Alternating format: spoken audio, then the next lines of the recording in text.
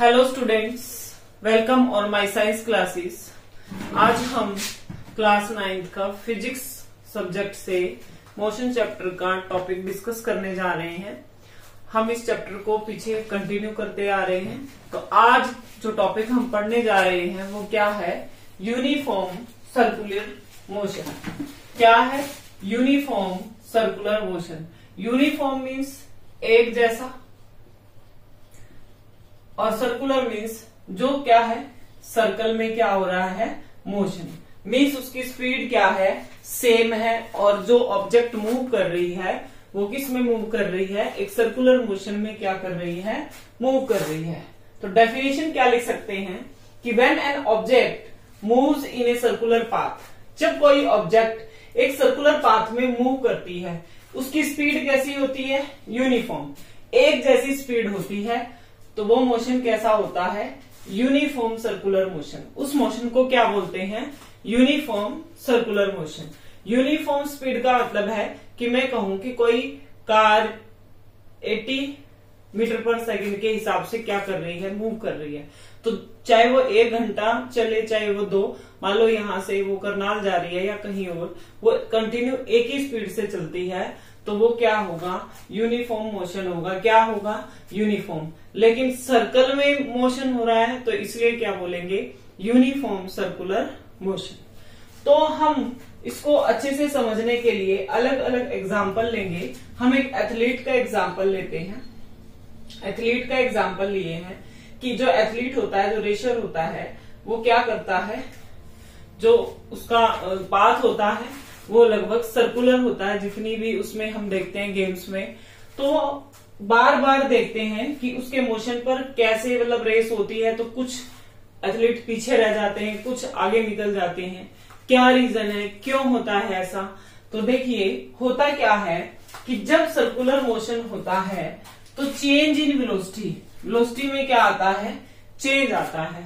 कब कब आएगा, किस कारण से आएगा कि जो उसका मैग्नीट्यूड क्या हो जाता है, चेंज हो जाता है, और साथ में क्या चेंज होती है, डायरेक्शन भी चेंज होती है। तब हमारे मोशन की वेलोसिटी क्या हो जाती है, कम हो जाती है। वेलोसिटी कम होगी तो स्पीड क्या हो जाएगी, कम हो जाएगी। और इसलिए क्या होता है, कुछ एथलीट्स पीछे रह जाते हैं और कुछ क्या होता है, आगे निकल जाते हैं। क्या बात बोली कि कोई भी मोशन है, अगर उसकी वेलोसिटी चेंज होती है तो उसके 2 ही रीजन हो सकते हैं। क्या, या तो उसका मैग्नीट्यूड चेंज हो जाए या फिर उसकी डायरेक्शन क्या हो जाए, चेंज। इन 2 केस में किसी भी मोशन के अंदर ऑब्जेक्ट की वेलोसिटी क्या हो जाती है, कम हो जाती है। तो हम एग्जांपल लेते हैं। सपोज कि कोई एथलीट है और वो रेक्ट एंगल पार्ट में, किसमें, रेक्ट एंगल पार्ट में, रेक्ट एंगल पाथ में क्या कर रहा है, मोशन कर रहा है। तो अब यहां से उसने सपोज करो मोशन स्टार्ट किया पॉइंट ए से। ये रेक्टेंगल है हमारा ABCD। क्या है रेक्टेंगल ABCD। सपोज करो कि उसने यहां से चलना क्या किया है, स्टार्ट किया है, चल रहा है। इस कॉर्नर पे जब वो आता है तो यहां क्या हुआ, उसकी डायरेक्शन क्या हो गई, चेंज हो गई। तो उसको अपनी डायरेक्शन बदलनी पड़ेगी। तो उसके लिए उसकी वेलोसिटी क्या हो जाएगी, कम हो जाएगी। फिर वो यहां से इस पॉइंट से चलकर इस पॉइंट पर आया, इस पॉइंट से चलकर C पॉइंट पर आया। जब वो C पॉइंट पर आया तो फिर यहाँ इसकी डायरेक्शन क्या हुई, चेंज हुई। तो डायरेक्शन चेंज हुई तो यहाँ भी वेलोसिटी क्या हुई, चेंज हुई। फिर वो इस पॉइंट से इस पॉइंट पर आया तो फिर उसकी डायरेक्शन इस तरफ चेंज हुई, तो फिर उसकी वेलोसिटी चेंज हुई। यहां से क्वेश्चन आपसे पूछ सकते हैं कि कितने टाइम एक रेक्टेंगल पाथ में किसी ऑब्जेक्ट की डायरेक्शन चेंज होगी अगर वो मोशन कर रही है। तो कितने टाइम होगी यहाँ पर, 4 टाइम। कितने टाइम होगी, 4 टाइम। 4 टाइम्स क्या हो गई है, उसकी डायरेक्शन चेंज हुई तो वेलोसिटी भी क्या होगी, चेंज होगी। तो रेक्टेंगल पाथ में 4 टाइम डायरेक्शन चेंज होती है, इसलिए 4 टाइम वेलोसिटी भी क्या होती है, चेंज होती है। उसके बाद हम एग्जांपल लें किसी हेक्सागोनल का। हेक्सागोनल मीन्स इसके अंदर 6 कॉर्नर है। कितने कॉर्नर है, 6 कॉर्नर है। तो 6 कॉर्नर होने के कारण यहां से चले इस कॉर्नर पर एक बार फिर चेंज, फिर सेकंड पे फिर चेंज, इस प्रकार से हम देखें 6 कॉर्नर है, 1 2 3 4 5 6। तो यहाँ पर वेलोसिटी कितने टाइम चेंज होगी? 6 टाइम। कितने टाइम चेंज होगी? 6 टाइम, क्योंकि 6 टाइम क्या चेंज हो रही है? डायरेक्शन। और जितनी बार डायरेक्शन चेंज होगी उतनी बार ही हमारी वेलोसिटी क्या होगी? चेंज होगी। अब ये क्या है? ऑक्टागन। क्या है? ऑक्टागन पाथ है। कैसा पाथ है? ऑक्टागन पाथ है। तो इसमें भी अगर हमसे कोई पूछे कि अगर कोई ऑब्जेक्ट इस पाथ में मोशन करती है तो कितने टाइम, कितनी बार उसकी वेलोसिटी चेंज होगी, तो कितने बार होगी? 8 टाइम होगी। कितनी बार होगी? 8 टाइम, क्योंकि 8 कॉर्नर है, 1 2 3 4 5 6 7 8, और इसलिए इसके अंदर कितने बार वेलोसिटी चेंज होगी? 8 टाइम क्या होगी? चेंज हो जाएगी। तो ये तो बात थी अलग अलग, जैसे रेक्टेंगल, फिर हेक्सागोनल, फिर क्या है? ऑक्टागन। लेकिन अगर एक ऑब्जेक्ट किसमें? सर्कुलर पाथ में क्या करती है? मूव करती है। सर्कुलर पाथ में क्या करती है? मोशन करती है। अब पाथ कैसा है भाई? सर्कुलर है, तो यहां कोई कॉर्नर्स नहीं है। तो यहां क्या देखते हैं कि जब कोई ऑब्जेक्ट सर्कुलर पाथ में मूव करती है तो लगातार उसकी डायरेक्शन क्या होती है? चेंज होती है।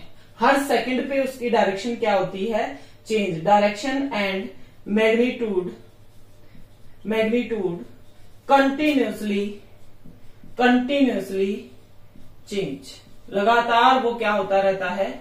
चेंज होता रहता है जब कोई ऑब्जेक्ट किसी सर्कुलर पाथ में क्या करती है?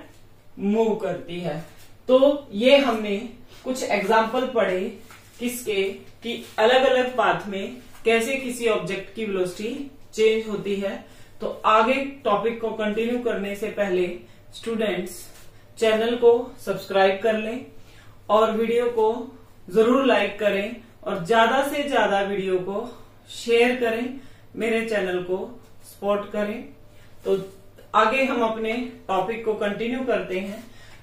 हम एक एग्जांपल लेते हैं कि कोई बच्चा है, उसने एक धागे पे स्टोन को बांधकर और वो लगातार उसको एक सर्कुलर मोशन में क्या कर रहा है? रोटेट कर रहा है, घुमा रहा है। तो वहां वो क्या कर रहा है? Circular motion. लेकिन कुछ टाइम बाद क्या होता है कि वो स्टोन उस धागे से निकलकर गिर जाता है। तो वो जब उसको रोटेट करेगा तो कुछ ऐसी सिचुएशन बनेगी, उसको रोटेट करेगा तो ये हुआ। सपोज करो ये स्टोन था, ये लगातार ऐसे इसको क्या करता जा रहा है? घुमाता जा रहा है। तो जब यहां से ये छूटेगा तो ऐसे गिरेगा कहीं भी जाके। तो जब तक ये एक धागे से बंधा हुआ है तो कैसा मोशन करता है? Circular motion. कैसा मोशन करता है? सर्कुलर मोशन करता है। और सर्कुलर मोशन है तो अभी बताया कि डायरेक्शन और मैग्नीट्यूड दोनों क्या होते रहते हैं? चेंज होते रहते हैं। लेकिन जैसे ही वो इस धागे से अलग हो जाता है तो वो एक ही वेलोसिटी के साथ और एक ही डायरेक्शन में कहीं जाकर गिर जाता है। तो यहां मोशन कैसा होता है भाई? स्ट्रेट मोशन होता है। कैसा मोशन होता है? Straight motion. सीधी डायरेक्शन में क्या होता है? मोशन होता है। इस तरह का फिनोमिना कहां देखने को मिलता है? जो डिस्कस थ्रो होता है गेम, उसके अंदर सेम यही फिनोमिना होता है। जब कोई एथलीट डिस्क को फेंकने के लिए रेडी होता है तो आप लोग अक्सर देखोगे कि वो कैसा मोशन करता है? डिस्क को फेंकने से पहले सर्कुलर मोशन करता है। वो अपने हाथ को ऐसे, हाथ में डिस्क होती है और उसको ऐसे सर्कुलर मोशन में लाकर क्या करता है? थ्रो करता है। कि सर्कुलर मोशन में आने के बाद उसकी वेलोसिटी लगातार चेंज होने से वेलोसिटी क्या हो जाती है? इंक्रीज हो जाती है और फिर वो एक ही डायरेक्शन में उसको क्या कर देता है? थ्रो कर देता है। तो जितनी ज्यादा उसकी उस टाइम वेलोसिटी होती है और एक ही डायरेक्शन में वो वेलोसिटी लगती है तो ज्यादा से ज्यादा दूरी पर क्या होता है? डिस्कस जाकर गिरता है। तो जितने भी थ्रोइंग गेम है, डिस्कस थ्रो है, और उनके अंदर कौन सा फिनोमिना लगता है? यूनिफॉर्म सर्कुलर मोशन का फिनोमिना लगता है। तो स्टूडेंट्स, मैं आशा करती हूं कि आपको वीडियो पसंद आई होगी, तो इसलिए वीडियो को जरूर लाइक करें और ज्यादा से ज्यादा वीडियो को शेयर करें, मेरे चैनल को सपोर्ट करें। तो स्टूडेंट्स, यहाँ हमारा चैप्टर मोशन कंप्लीट होता है। तो कंप्लीट चैप्टर को देखने के लिए मेरी प्लेलिस्ट को जरूर देखें और आगे शेयर करें। Thank you for watching my videos.